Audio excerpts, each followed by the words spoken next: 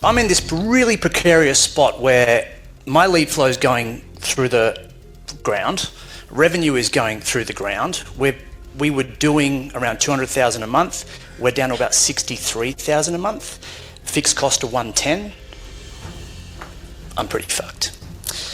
And I had to buy out a business partner for 7 figures. So, you know, I've got to double down on some stuff here at this point. And what happens is you start to think, what are my strengths? Hey there, expert. Rana Saini here. See, the wealthiest business coaches and consultants see business success as the system. This podcast, The Expert Advantage, contains real-world, in-the-trenches business advice that our clients use to gain a strategic advantage in growing their $1 million expert business. It's my hope that you use these short lessons and insights to gain your strategic advantage in growing your expert business, and maybe one day soon partner with us at The Expert Project to take your expert coaching and consulting business to $1 million and beyond. I hope you share and enjoy. Hey everyone, how you doing? Cool. Who's a coach? Always get them to say yes first. So, okay, I'll take you back. 2021, we're running ads. We primarily get a lot of our traffic from LinkedIn. We've always been doing LinkedIn. LinkedIn is a great professional to professional platform. I'm biased because it works for us and we've got great results for it. We stopped using LinkedIn organic because we thought ads were the way, and they were. We had a webinar, it was working really well. The webinar turned, we've got ads, run them to a webinar turned into appointments. Who's done a funnel like that before? Yep. So yeah, it worked well. We were up to $60,000 a month in ad spend. It was doing good. Until something happened. To this day, I don't know. We got bookings through, and they weren't real people. It was really weird. Like, no shows were up, sales team were pissed off, and it kind of started to fizzle out. My business partner at the time was the sales guy, great sales guy. I ended up buying him out. So I'm in this really precarious spot where my lead flow is going through the ground, revenue is going through the ground. We were doing around 200,000 a month. We're down to about 63,000 a month. Fixed cost of 110. I'm pretty fucked.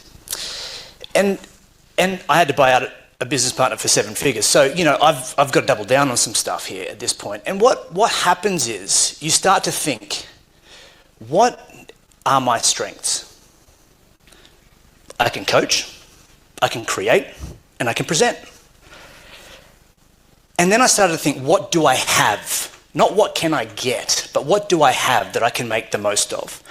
And what I realized is most of us are what I call invisible experts. We've got so much IP. Every single one of you have so much IP. You do nothing with it. It just sits in a box, and the very small amount of people that buy from you get access to this IP. And your database compared to your client base as a percentage is probably like 10 to 1.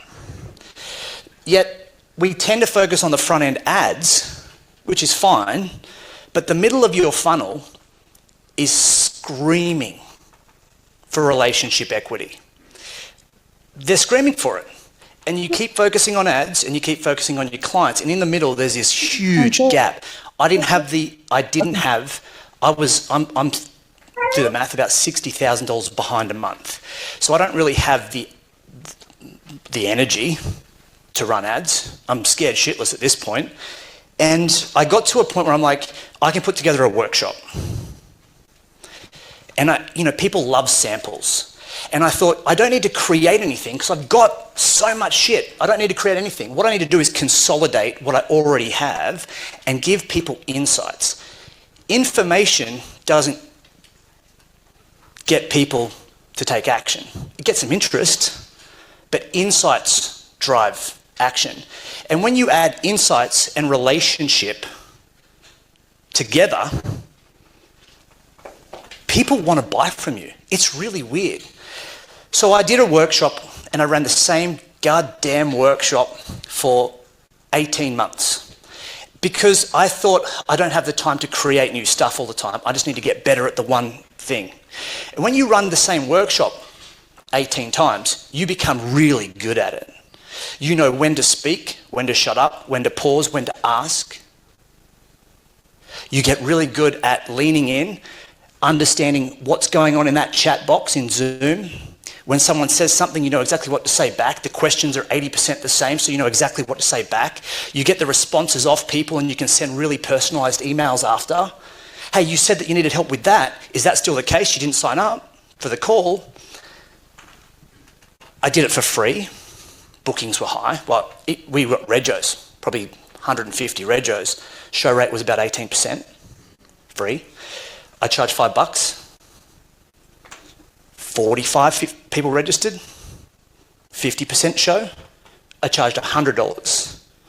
30 people bought, 29 people showed.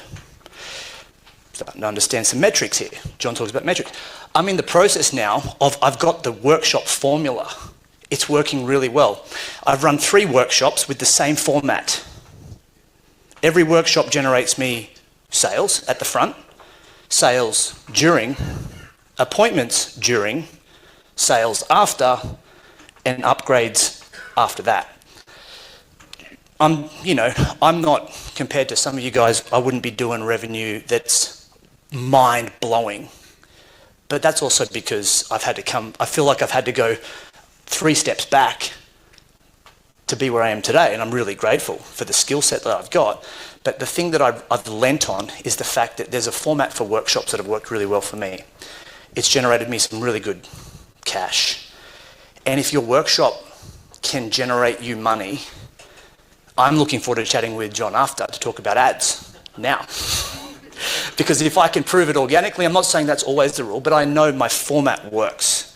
It's worked organically. It's worked when I drive people from the top of the funnel, when I invite people in the middle of the funnel, when I get people from LinkedIn to it, run LinkedIn events from it, use our LinkedIn newsletters. Because one of the things I realized is, where's your channel? I didn't have a big channel across all these platforms. I had LinkedIn. So I lent in on LinkedIn. I lent in on our database. And at the back end of it, no ad spend, my delivery time. So I started to do it. Started with a 5-day challenge. 10-day challenge. I'm like, this is too long. 5-day challenge. I wonder if there's going to be drop-off. 3-hour workshop. I'm going to try to do it in 90 minutes. But the format's always going to be the same.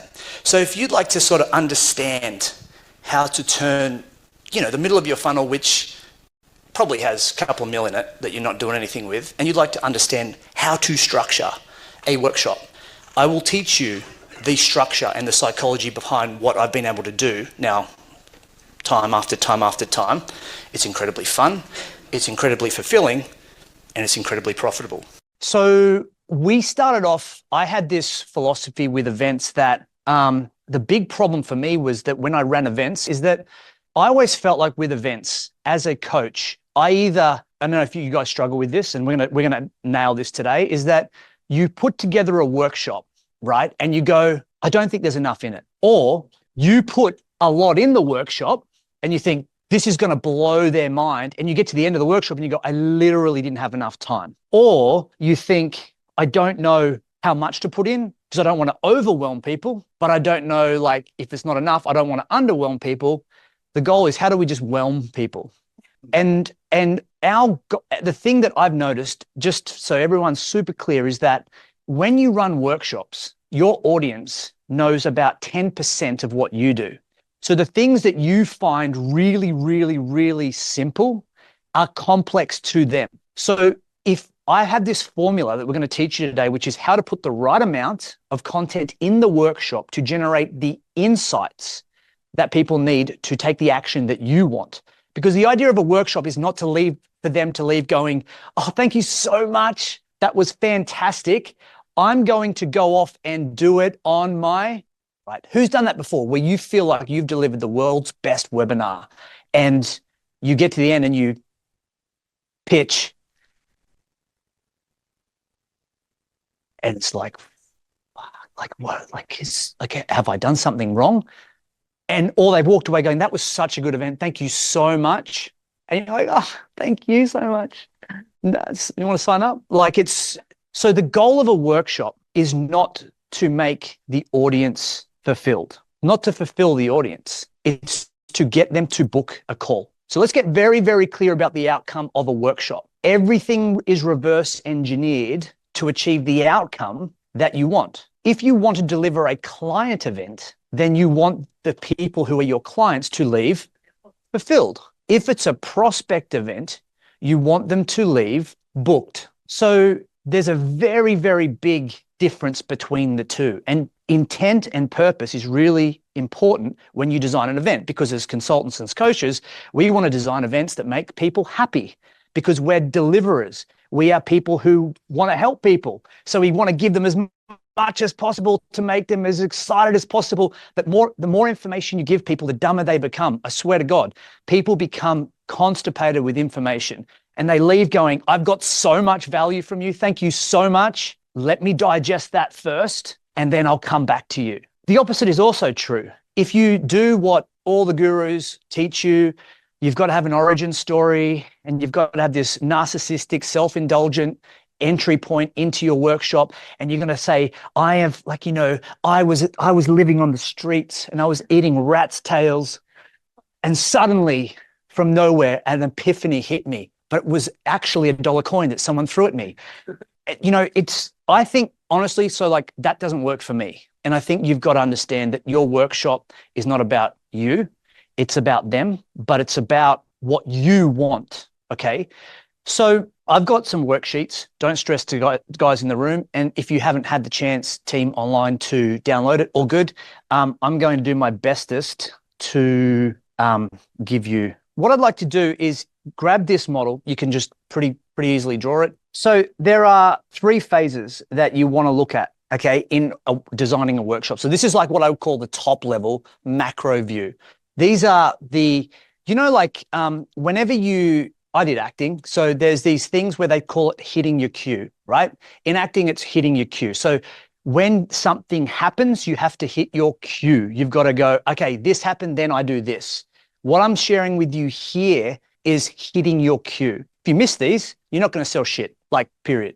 It doesn't matter how you swing it.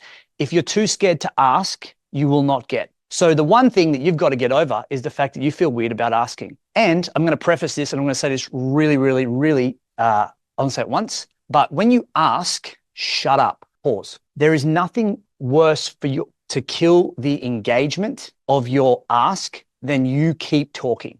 What people do is they get nervous asking. So they go, so for anyone who's interested, I'd like you to book a call.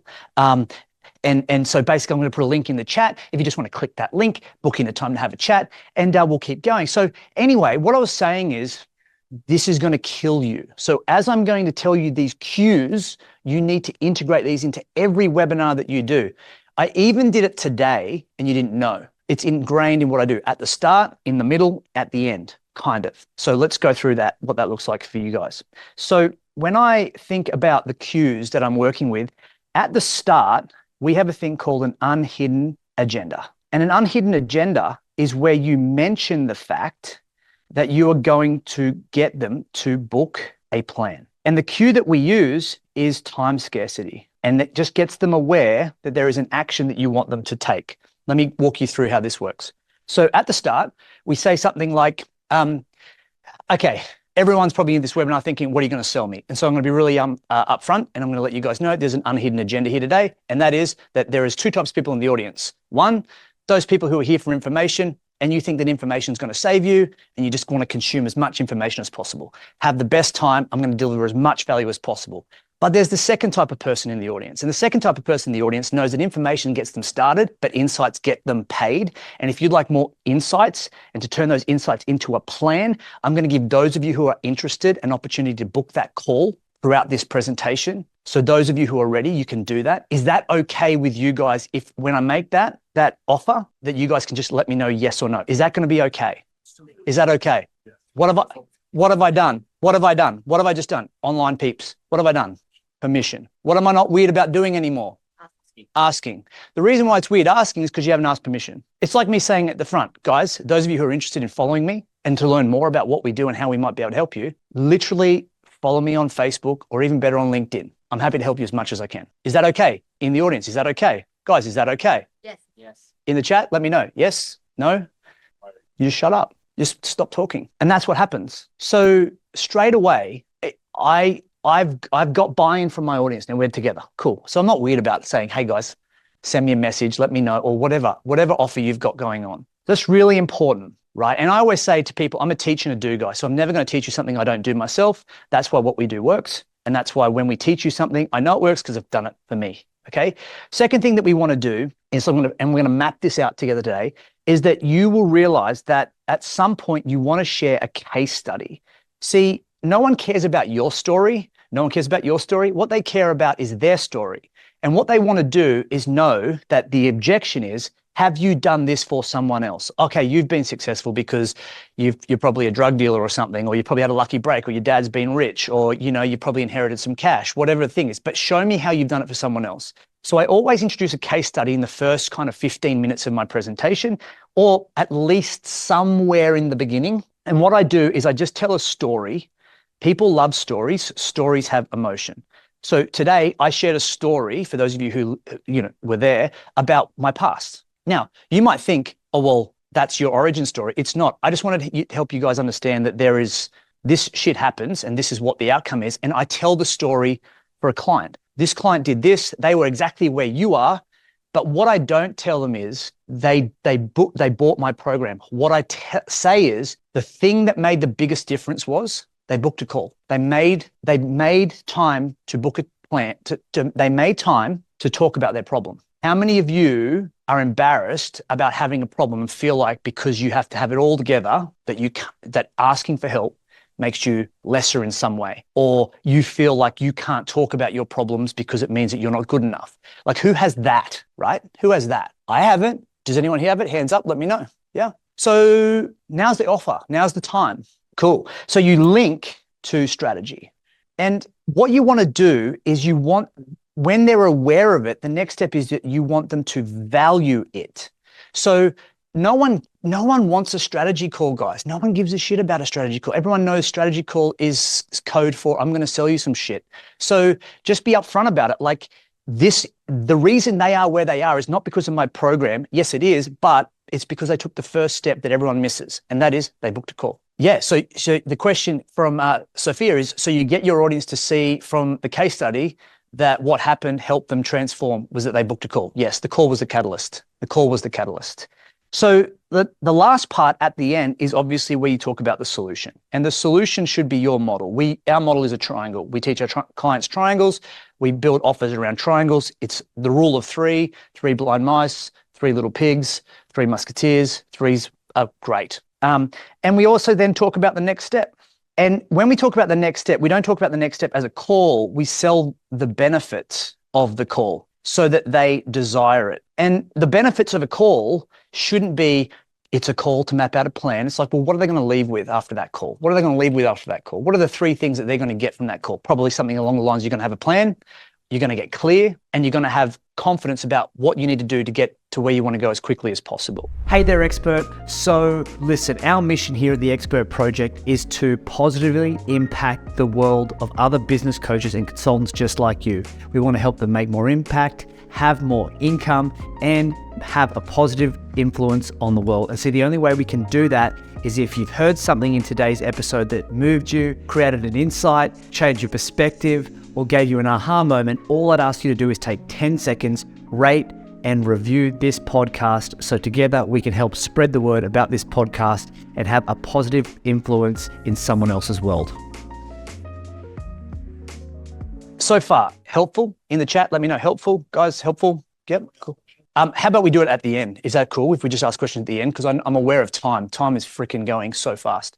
Cool. Thanks, guys. Appreciate it. So here's the thing that your audience is wanting. This is the psychology behind a workshop. I don't need to tell you guys how to run a workshop. You all run great workshops. What you're not doing is putting the ingredients in and hitting your cues. And so you're losing opportunity. So there's 3 things that your audience want, okay? Or the objections that your audience are going to have. And let's talk about those objections. One is cost. How much is it going to cost, right? Everyone knows that. Cost, yes. The other one is time. How much time is it going to take? And the next thing that people have is if we draw a straight line. The next objection that people have is effort. How hard is it going to be? How much resources is it going to take? So when you realize that they're the three parts, you should design your workshop to overcome those three main objections: time, money, effort. So how can I get it?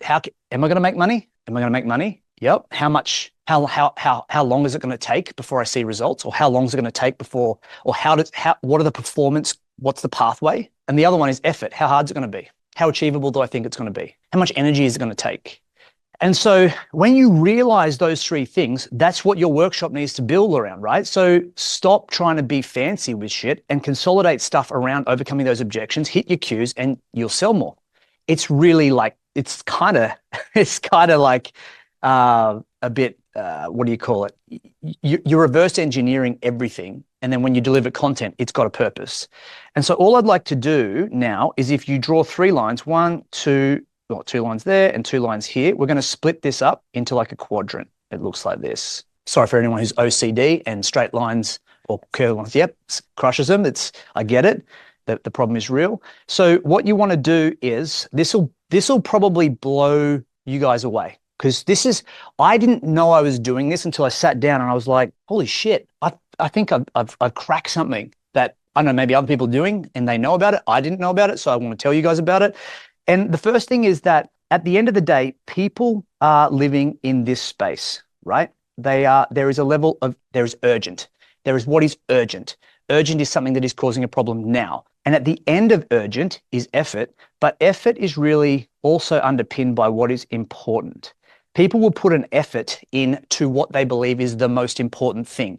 So for example, you will prioritize your life around the things that are most important to you, whether that's right or not. It's just the reality is, where do you put most of your time? Into what you perceive as a priority. Does it give you the highest return, like surfing the internet for 5 hours a day? No, but it's important to you for some reason. I don't know. It is. So what you want to do is control their story by creating a better one. And so the way I look at it is, every person, if you think about the timeline, what's happening along the horizontal plane is that there is 3 types of results that you get your clients. There is results that are far away, right? That can happen in years. There are results that happen near, that can happen in months. And there are results that are now, and that's going to happen in days or weeks. Right? What you haven't done is you haven't articulated clearly enough what each of those are. And I'll explain the trap that we find ourselves in and why people don't convert. On the left side, on the vertical side going up, we look at, well, if you're going to spend years with someone, obviously it's about growth. You're going to help them grow something, grow your business, grow your practice, insert your thing in the chat, grow, okay? At the bottom, you look at, well, before you can grow something, you got to build something. So we need to help you build this thing so you can grow that thing. So the thing that is important to you, which is, I want a successful business, well, that's going to take years. So we need to grow that. But before we can grow that, we need to look at what's in the near future that we can help you build, so that's achievable. But the other problem is that it's not actually, there's something stopping you from building it. And that is that right now, you need to fix something that's causing you the biggest problem. You need to fix something that's causing you the biggest problem. And that fix is what makes them decide to work with you. It's not the growth. Nobody is going to sign up for after your workshop to do a 2-year coaching program. That's important, but it's not urgent. People will act on what is most urgent. And so what we want to do is split it up, that if you put growth and far together, you help someone create a transformation. And it doesn't matter how you swing it, transformation is about a possibility. If you promise that you're going to transform someone in 90 days, you're full of shit. It doesn't work. It's not like it.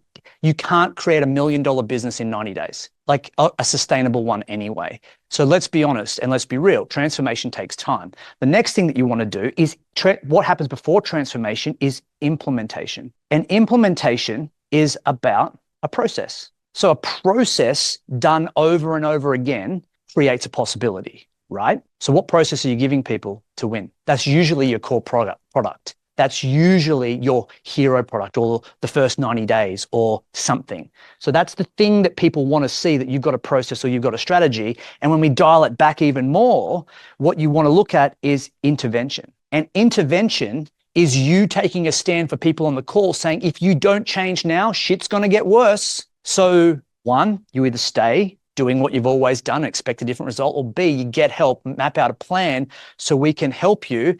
And that's what is the word, right? Plan, process, possibility. And then if we integrate the last worksheet into this, well, at the start, I'm going to do it pink. At the start, it's the unhidden agenda. Case study is where we link it to a story. And at the end, it's where we talk about the solution. Now, when I've designed a workshop, I told you guys that there is essentially, I run the same workshop over and over again. Now I've got 3 of them and they all have the same integration points. The thing about workshops is I would rather go deeper with a workshop and learn how to get more out of it than try to make more workshops and figure out how to, the first time you run anything is going to be the worst time you run it. The 18th time you run it is going to be the best.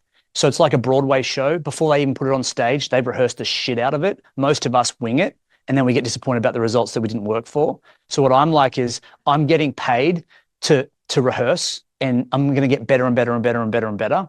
And I find like you don't need more than 3 workshops in a year. You really don't, if you've got them nailed. So you can do 1, 2, 3, go back to the start, 1, 2, 3, go back to the start, 1, 2, 3. I have a philosophy inside of what we do in the Expert Project, which is do less better. It's pretty simple, but I'd rather go deep than wide. Most people don't need to hear different stuff. They need to hear the same thing said a different way over and over again. 3 different workshops, correct. What do you do between workshops? I don't. Workshop, next workshop, next workshop. Every month I'm running a workshop of some sort. Okay, quick check. Helpful? Good? Absolutely. I've got more images for you as well. So, 3 per year. I mean, yes, 3 per year, but you run them like every quarter, you would run 3 workshops, right? So you would run 1 workshop 4 times, essentially. Cool. Yeah. Or if you're like, hey, listen, I'm a really busy person, then you can run 2. So you run 1, and then in the second month, you might run it every other month. Like whatever suits your style, doesn't matter. So like if you want to message me, I'll give you access to our free 5-day challenge so you can go through and have a look at what we've done, and you'll see what I'm telling you guys about in it, and go through and have a look at the IP, have a look at the workbooks. There's literally like 6 pages, but it went for 5 days. Now that same 5-day challenge that you'll see, literally I made into a 3-hour workshop, and I'm happy to, if you want access to that workbook, just ask me, I'll send it to you. It's the same thing. And so what I found is like, it's almost this babushka doll effect, right? You have this big program and you distill it down into 5. I distilled it down to 10 days, and then I distilled it down into 5 days, and then I distilled it down into 3 hours. And I'm like, the content didn't change. I took out content, and the conversion stayed the same. Like I didn't have anyone go, this is pretty shit, this workshop. I mean, maybe they felt like that, but the results that we got, I'm always looking at metrics rather than feelings, because feelings aren't facts. And so you look at the facts and you're like, cool, well, this actually it's not as bad. I will say that I had less bookings, but I made more sales. So look, that's not to say I didn't get some great clients out of it, because some of them would come day 1 and then message me after. Some of them would register for the event and go, I don't have time for this shit. Can we just have a chat? Absolutely. Like that's also the benefit of running an event, is that it's not always about the event. And so when I think of the big picture plan, and in this, you'll see in this workbook, we're not going to have enough time scarcity. So I don't have time to go through everything today, but for those of you, no, I'm just joking. But this is exactly the problem that you want to have. You want to let people know that we don't have enough time today. And you don't. It's real. It's not fake, right? Guys online, like you think about it for a second. When people can't, like it's supply and demand. I don't have enough supply of my time, therefore people want it, the demand of it goes up. So the demand is book a call. If you want to go deeper and spend some more time on this stuff, book a call. Like that's essentially it. And I say that to people, thank you, mate. I say that to people all the time. For those of you who are interested, this is the phrase, write this down. For those of you who are interested in going a little bit deeper and spending a little bit more time to dial in your strategy, so you've got a process to help you achieve the thing that you want, there's a link in the chat. Click that link and book a time so we can discuss a plan for you. Just the webinar. We just do workshops now. So I'll answer some questions, because what I want to do is give you guys this. This picture here is going to help you guys with structure. So what you want to think of is intro. Intro sets the scene, right? Intro is really important because the intro gives people an acknowledgement that they're in the right place, right? The thing is, people want to know they're in the right place and they're going to get the right thing. And so what we talk about up the front is the agenda. And there are 3 things that you're going to get out of today. I often have 3 things that I want people to get out of a session, 3 insights. And I always link it because we use a triangle. I link it to either we cover one part of the triangle, 1, 2, 3 things, because it's part of our program, part of our course, or what I do is I will take a bit out of each. Cool. So I've done both. It doesn't really matter. The theme could be like for us, it's model, which is offer, and then it's lead gen, and it's sales. So offer, marketing, money. So I don't try to cover all 3. Sometimes I just try to go deeper into one, and that usually works well. What I then do is I talk about the story. And I talk about a story, not in terms of me, but I talk to them about them. And there's 3 parts to the story. There's the problem that they feel. So I articulate the problem really like I said to you at the start of this, who here has run a webinar before and they felt that they put too much content in it or not enough content in it, or people go, it was a great webinar, but they don't sign up. So I did that at the start of this, right? Then what you do is you talk about, well, here's the opportunity. Once I give you the insights today, you're going to be able to opportunity. So now they're like, aha, I want that opportunity. And what you want to do is ask people for their feeling and outcome. So what I mean by that is a really great way to start is, and I ask this for a couple of reasons. One, what's the one thing that you want to get out of today to make your time at this session the most valuable investment ever? What is the one thing you want? And they'll say things like leads. I want to know how to get leads. You acknowledge it, right? Because what can you do after this? You can actually put that into an email and say, hey, Ed, you said you want to generate more leads. I couldn't see your name in the calendar. Is it something you're still interested in? Ed said it. Like, I'm just using his words, right? So that's really important. And then after that, that's where I jump in with the unhidden agenda, because they're at their most emotional point. I want this thing. Oh, cool. You want this thing? By the way, we're probably not going to have enough time today. So for those of you who are interested, I've got an unhidden agenda, just so you know. I'm not going to sell you anything, but what I am going to do is give you an opportunity, blah, blah, blah, blah, blah. Yeah? Okay, so then I set frame, and I say, I want you all to know that this is our program. It's usually 90 days. So I talk about our process. So this is the first part of our program is 90 days, blah, blah, blah. And I basically ask a question like, I would get through this and then I would ask what I call the obvious yes question. So I charter my offer. I say, I'll give you the 10-second version of what I would say, right? So 1, we believe that to be successful, to get to a 500K consulting business, you need an offer that you are clear on and confident in presenting and promoting. Once you have a good offer, you need to put it out in front of more people so your reach and reputation. You grow your reach and your reputation, and then you need to monetize. You need income. You need to turn the thing that you're the best in the world at into money. Otherwise, you don't have a business, you got a hobby. So here's what we're going to do. I'm going to show you 3 things today, 1, 2, 3, and we're going to help you do that. By the way, who here would like to get to 500K in their consulting business or add another 500K in their consulting business over the next 90 days to 9 months? Yeah. Who would want that? No, I'm just joking. So, but you see, so you shut up because it's actually what you're doing is you're asking people to say yes. What do you want to get as much as possible in the chat before you pitch? Yes, yes, compliance, yes. And I have this thing. If in the first 10 minutes you haven't lit the chat box up, you may as well just end the webinar. Like your engagement is linked to opportunity. If the chat box is dead, so is your opportunity. Engagement equals opportunity. And the goal of the intro is to get engagement. It's to ask them. It's to get information. It's to get them to chat. And you've got 1, 2, 3 points that you are going to ask them. Who's excited? Who's ready? Who's okay if I make an offer? Who would like to get to 500K? Good. You've said yes 3 times. Let's move on. Cool. So the next thing that you want to look at doing is choosing 3 pillars. And your 3 pillars are normally going to be, just aware of time, are normally going to be content. But I'm going to say this, and again, I'm actually not lying now. I don't have enough time. But what you want to do is, if I go back to this, you want to present any content that's transformational at the start any process in the middle, and the plan and the intervention at the end. Because what are people going to make a decision on? What is urgent? Yeah, cool. So most people try to sell a big thing when people just need intervention and that to know that you can solve the biggest problem for them at the moment. So if we're doing a challenge on creating an offer, I'll say, great, right now we need to help you create an offer, right? So your offer is the biggest problem. If it's lead generation, it's, well, your mechanism for conversion is the biggest problem. So for us, we'll use LinkedIn. If it's sales, your sales process is broken, but we usually frame it in like you don't have a workshop that converts, or you don't have your sales process is probably, we have words for our process and we just use it as we go through it. And most people go, yeah, that's me.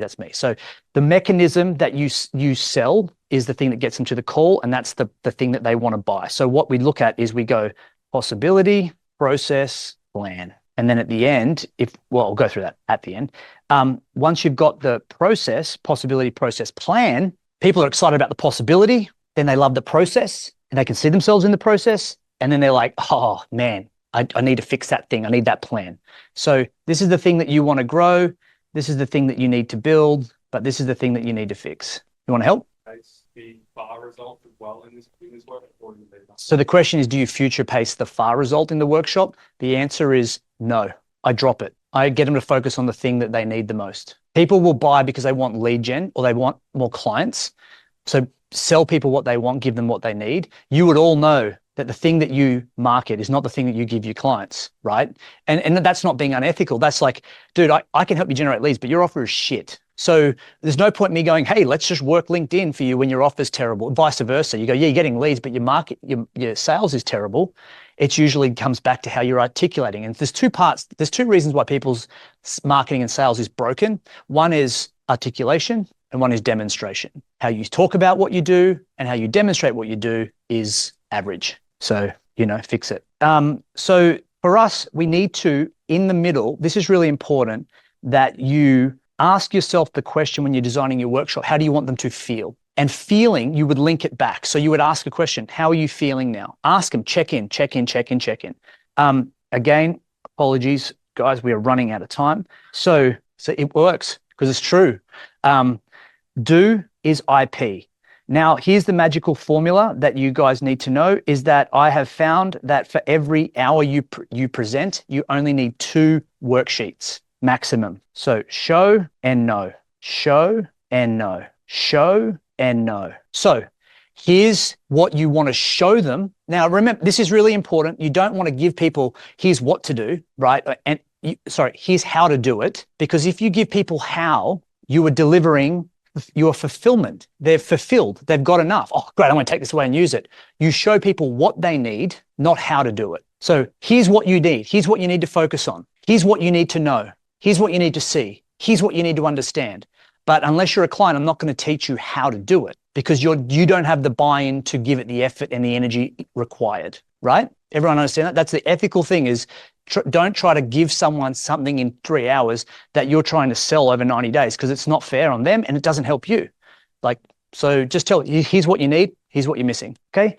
And then at the end of every hour, you want to share and serve. Now, this is really important. Share and serve, share and serve, share and serve. Share, I'd say something like, Andrew, do you want to share how are you going at the moment? How are you feeling right now? Cool. Do you want to just quickly walk me through if we've been talking about a model, do you want to just quickly show me your model? Boom, spotlight him. Yep. Andrew goes through, he's sharing it. Great, really good. And I'm serving him. I'm going to do a little bit of coachy coach. So people go, far out, you're demonstrating what it's like to be a client. If I demonstrate my value and my expertise live, I get more bookings. Okay, so the do IP part is exactly this worksheet.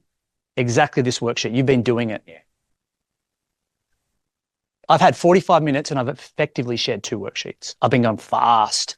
I could labor this out for a lot longer by saying things like, how's that for you, Toby? How are you going with this? Which part do you love the most? What do you think you need the most?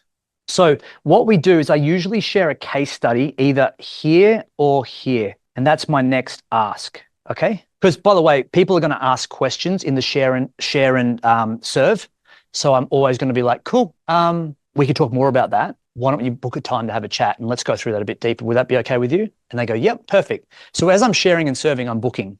And outro is very much then I talk about a transition. This is where you are now. This is where you want to be. Who wants to jump the line? Then I talk about next steps, and I always give people A or B. I love the A or B close. A or B is do what you've always done, expect a different result. Hope you got value from today.